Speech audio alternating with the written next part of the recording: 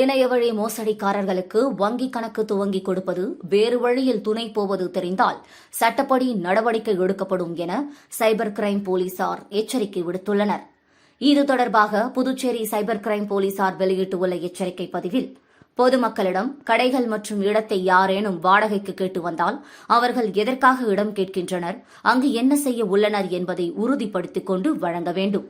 வங்கி ஊழியர்கள் வங்கிக் கணக்கு துவங்குவதற்கு முன் அவர்கள் அளிக்கும் ஆவணங்களான GST எண், ஊதியம் சான்றிதழ் மற்றும் நிறுவனங்களின் பதிவு ஆகியவை உண்மையான சான்றிதழ்களா என்று உறுதிப்படுத்திக் கொண்டு வங்கிக் கணக்கை துவங்குமாறு அறிவுறுத்தப்படுகின்றனர்.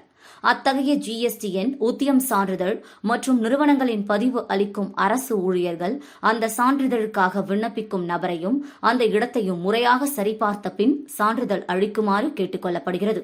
யாரேனும் இணையவழி மோசடிக்காரர்களுக்கு துணை போவது தெரியவந்தால் அவர்கள் மீது சட்டப்படி கடுமையான நடவடிக்கை எடுக்கப்படும் என குறிப்பிடப்பட்டுள்ளது.